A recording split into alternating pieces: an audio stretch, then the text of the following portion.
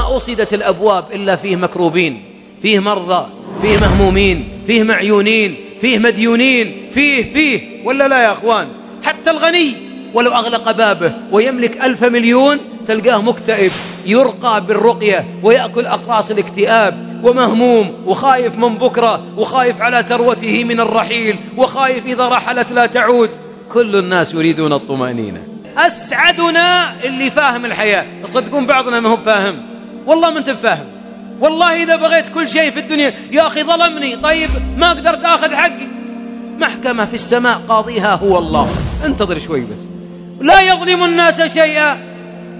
يا أخي أنت فعلت وأكرمت وأعطيت وبعدين جحدني، أنت تعمل له ولا لله؟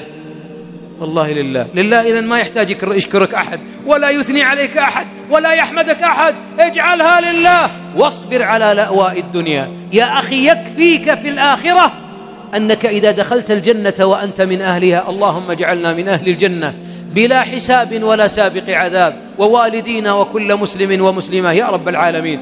إذا أتى أهل الجنة صبغهم الله، أهل البلايا مات أبناؤه، قطعت أطرافه، احترق زرعه، احترقت تجارته، سجن في دينه، تشردت عليه نفسه، يصبغ في الجنة صبغة. الله أكبر. فقط يكفي عند باب الجنة وتخرج. السؤال: هل رأيت شرا قط؟ لا ويا ربي لم أرى شرا قط. ما وين الدين؟ وين المرض؟ وين الإبر؟ وين الموت؟ وين الحزن؟ وين الفقر؟ وين الهموم؟ دار السلام هناك تنتهي عند بابها الآلام. الصبر على الصحيح واجب. لما؟ لأن الله إذا أمرك بشيء هو يعلم أنك تستطيعه. ولذلك عروة بن الزبير عندما قطعت قدمه وأفاق بعد غشيان المرض وقطع الرجل، مات ابنه في ساعة، ماذا قال؟ أعطيتني قدمين فأخذت واحدة فلك الحمد على ما أخذت وعلى ما أبقيت.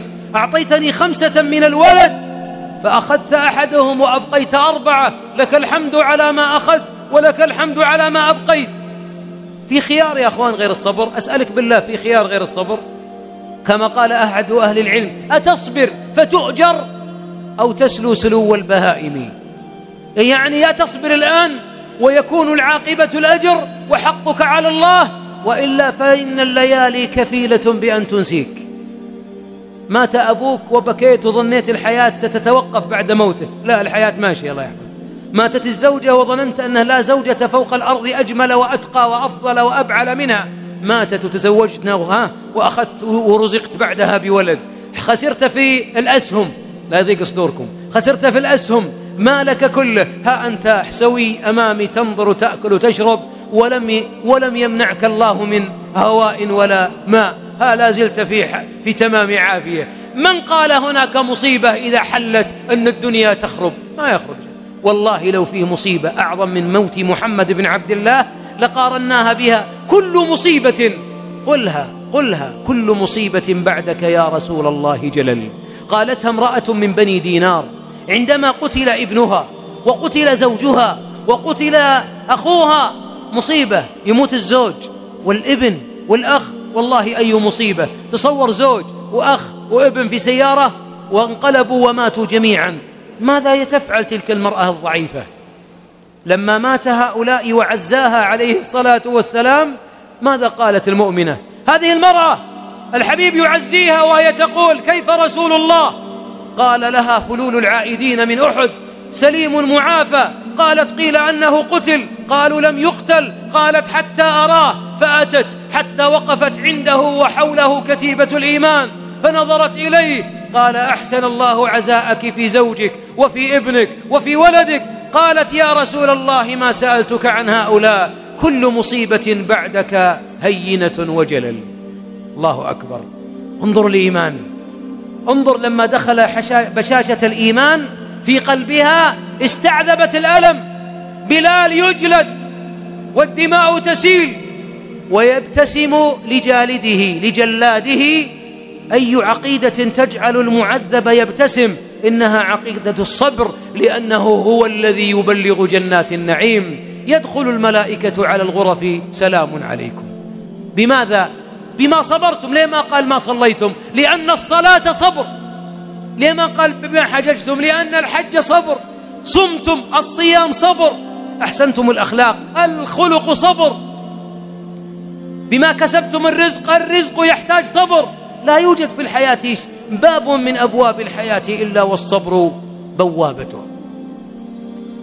إذن حكمه واجب، ولذا قال الله جل وعلا فاصبر، والخطاب العبرة بعموم اللفظ، فبما أن الله أمر به واستعينوا بالصبر والصلاة، إذن هذا أمر من الله أن نستعين بالصبر والصلاة على الحياة حتى نلقى ربنا. أحبابي، لماذا أنزلنا على وجه الأرض؟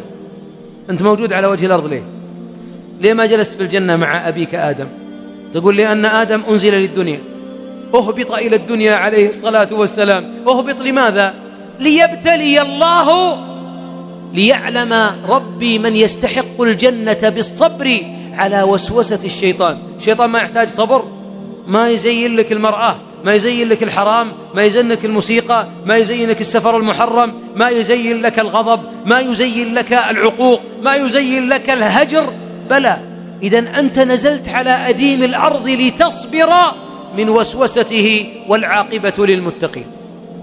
من صبر هنا أجر هناك. ولذلك بعضنا يقول يا شيخ ما قدرت أصبر. ماذا قال يوسف عندما أتت المرأة وقالت هيت لك؟ قال معاذ الله إنه ربي. صبر أم لا؟